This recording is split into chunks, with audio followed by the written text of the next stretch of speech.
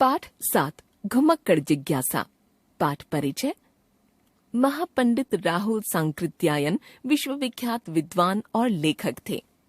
उन्होंने संसार के अधिकांश हिस्सों की यात्रा की और अपने लेखन द्वारा यात्रा साहित्य को चरम उत्कर्ष प्रदान किया। राहुल जी ने घुमक्कड़ शास्त्र नामक पुस्तक में घुमक्कड़ी यानी दूर दूर की यात्राओं के आनंद का मनोहारी वर्णन किया है। उन्होंने घुमक्कड़ शास्त्र की एक नई खोज कर डाली थी, जिससे भावी घुमक्कड़ों को एक बड़ी प्रेरणा मिली और सदा मिलती रहेगी। इस पाठ में लेखक ने घुमक्कड़ी की महिमा और उपयोगिता समझाई है और यह सिद्ध किया है कि मेधावी घुमक्कड़ों से मानव समाज का बहुत कल्याण भी होता है। चर्चा करें, एक घुमक्कड़ के पास कौन कौन से जरूरी सामान होने चाहिए। चर्चा करें। जीवन मूल्य, सकारात्मक सोच को बढ़ावा, पर्यटन की महिमा, अतिरिक्त जानकारी प्राप्त करना, स्त्री पुरुष की समानता का भाव तथा स्वच्छंद आचरण पर बल।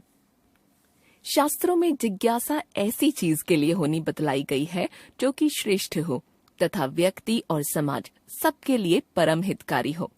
मेरी समझ में दुनिया की सर्वश्रेष्ठ वस्तु है घुमक्कड़ी। घुमक्कड़ से बढ़कर व्यक्ति और समाज का कोई हितकारी नहीं हो सकता। दुनिया दुख में हो चाहे सुख में, सभी समय यदि सहारा पाती है तो घुमक्कड़ों की ही ओर से। प्राकृतिक आदिम मनुष्य परम घुमक्कड़ था। खेती, बागबानी तथा घर द्वार से मुक्त वह आकाश के पक्षियों की भांति पृथ्वी पर सदा विचरण करता था। जाड़े में यदि इस जगह था तो गर्मियों में यहाँ से 200 कोस दूर।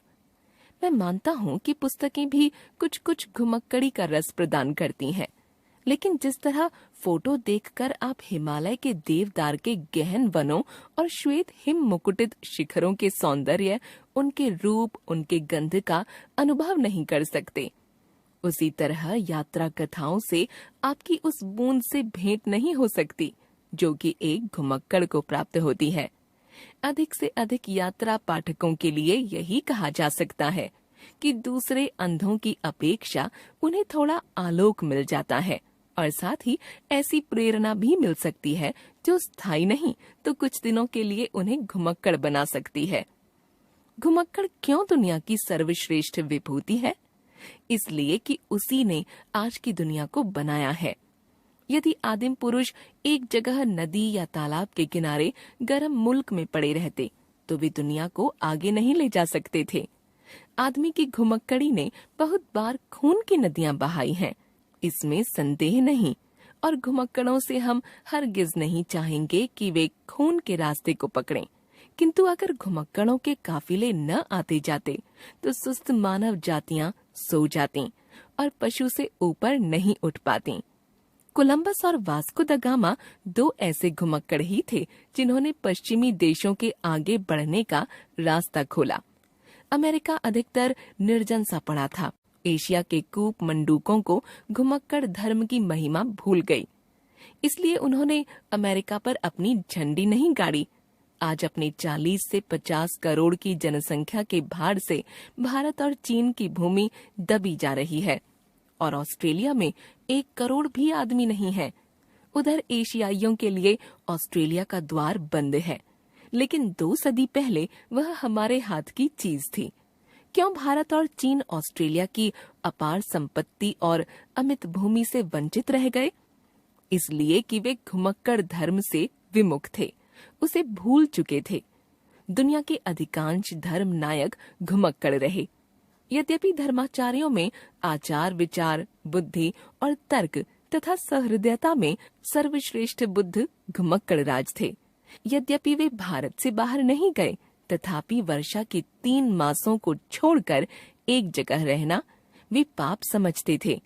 वे अकेले ही घुमक्कड़ नहीं थे, बल्कि आरंभ ही में उन्होंने अपने शिष्यों को कहा था, चरथ भिक्षावे चारिकम, जिसका अर्थ है भिक्षुओं घुमक्कड़ी करो। बौद्ध भिक्षुओं ने अपने गुरु की शिक्षा को कितना माना, क्या इसे बताने की आवश्यकता है? क्या उन्होंने पश्चिम में मकदूनिया तथा मिस्र से पूरब में जापान तक, उत्तर में मंगोलिया से लेकर दक्षिण में बाली आदि तक को रौंद कर रख नहीं दिया? जिस बृहत्तर भारत के लिए हर एक भारतीय को उचित अभिमान है, क्या उसका निर्माण उन्हीं घुमक्कड़ों की चरण धूलि ने नहीं किया? केवल बुद्ध ने ही अपनी घुमक्कड़ी से प्रेरणा नहीं दी, बल्कि घुमक्कड़ों का इतना जोर बुद्ध से 1-2 शताब्दियों पूर्व ही था, जिसके ही कारण बुद्ध जैसे घुमक्कड़ राज इस देश में पैदा हो सके।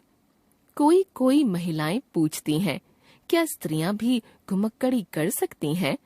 क्या उनको भी इस महाव्रत की दीक्षा लेनी चाहिए? इसके बारे में तो अलग अध्याय ही लिखा जाने वाला है, किंतु यहाँ इतना कह देना है कि घुमक्कड़ धर्म संकुचित धर्म नहीं है, जिसमें स्त्रियों के लिए स्थान नहीं हो।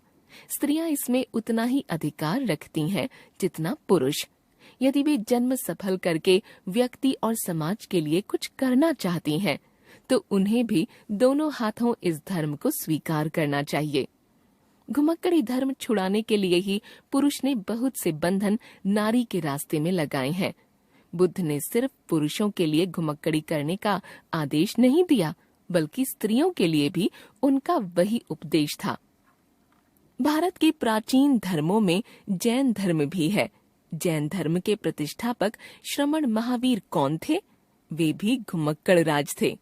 घुमक्कड़ धर्म के आचरण में छोटी से बड़ी सभी बाधाओं और उपाधियों को उन्होंने त्याग दिया था। घर द्वार और नारी संतान ही नहीं, वस्त्र का भी वर्जन कर दिया था। करतल भिक्षा तरुतलवास तथा दिगंबर को उन्होंने इसलिए अपनाया था कि निर्द्वंद्व विचरण में कोई बाधा न रहे। श्वेतांबर बंधु दिगंबर कहने के लिए नाराज न हो। वस्तुतः हमारे वैशालिक महान घुमक्कड़ कुछ बातों में दिगंबरों की कल्पना के अनुसार थे और कुछ बातों में श्वेतांबरों के उल्लेख के अनुसार। लेकिन इनमें तो दोनों संप्रदाय और बाहर के मर्मज्ञ भी सहमत हैं कि भगवान महावीर दूसरी तीसरी नहीं, प्रथम श्रेणी के घुमक्कड़ थे। वे आजीवन घूमते ही रहे। वैशाली में जन्म लेकर विचरण करते हुए पावा में उन्होंने अपना शरीर छोड़ा।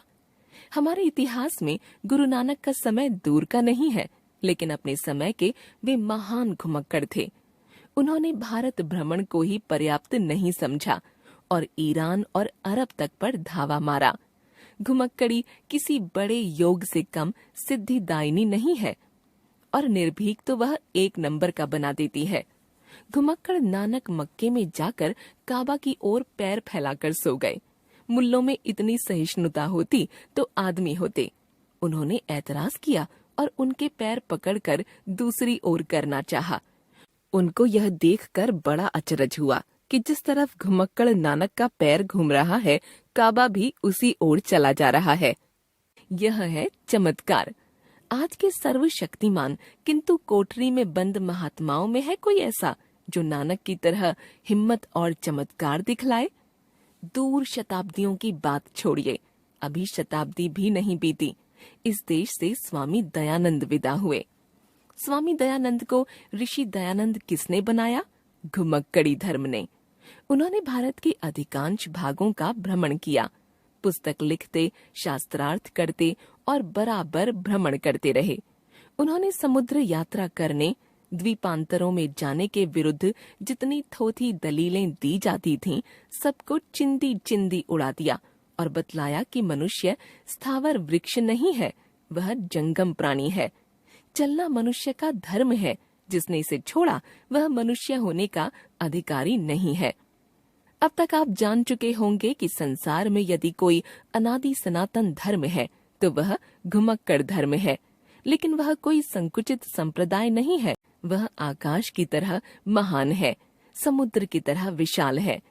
जिन धर्मों ने अधिक यश और महिमा प्राप्त की है, वह केवल घुमक्कड़ धर्म ही के कारण। प्रभु ईसा घुमक्कड़ थे, उनके अनुयायी भी ऐसे ही घुमक्कड़ थे, जिन्होंने ईसा के संदेश को दुनिया के कोने कोने में पहुंचाया। इतना कहने से अब कोई संदेह नहीं रह गया कि घुमक्कड़ धर्म से बढ़कर दुनिया में धर्म नहीं है। घुमक्कड़ी वही कर सकता है जो निश्चिंत है, किंतु घुमक्कड़ी के लिए चिंताहीन होना आवश्यक है और चिंताहीन होने के लिए घुमक्कड़ी भी आवश्यक है। दोनों का अन्योन्याश्रय होना दूषण नहीं, भूषण है। घुमक्कड़ी से बढ़कर सुख कहाँ मिल सकता है? आखिर चिंताहीनता तो सुख का सबसे स्पष्ट रूप है। घुमक्कड़ी में कष्ट भी होते हैं, लेकिन उसे उसी तरह समझिए जैसे भोजन में मिर्च। मिर्च में यदि कड़वाहट न हो तो क्या कोई मिर्च प्रेमी उसे हाथ भी लगाएगा? वस्तुतः घुमक्कड़ी में कभी कभी होने वाले कड़वे अनुभव उसके रस को और बढ़ा देते हैं। उसी तरह जैसे काली पृष्ठभूमि में चित्र अधिक खिल उठता है। व्यक्ति के लिए घुमक्कड़ी से बढ़कर कोई नकद धर्म नहीं है। जाति का भविष्य घुमक्कड़ों पर निर्भर करता है। इसलिए मैं कहूँगा कि हर एक तरुण और तरुणी को घुमक्कड़ व्रत ग्रहण करना चाहिए। इसके विरुद्ध दिए जाने वाले सारे प्रमाणों को झूठ और व्यर्थ का समझना चाहिए। यदि धर्माचार्य कुछ उल्टा सीधा तर्क देते हैं तो समझ लेना चाहिए कि इन्हीं ढोंगों और ढोंगियों ने संसार को कभी सरल और सच्चे पथ पर चलने नहीं दिया।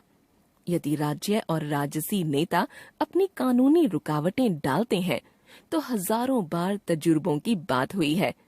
महानदी के वेग की तरह घुमक्कड़ की गति को रोकने वाला दुनिया में कोई पैदा नहीं हुआ। बड़े बड़े कठोर पहरे वाली राज्य सीमाओं को घुमक्कड़ों ने आंख में धूल झोंक कर पार कर लिया। मैंने स्वयं ऐसा एक से अधिक बार किया है। पहली तिब्बत यात्रा में अंग्रेजों, नेपाल राज्य और तिब्बत के सीमा रक्षकों की आंख में धूल झोंक कर जाना पड़ा था।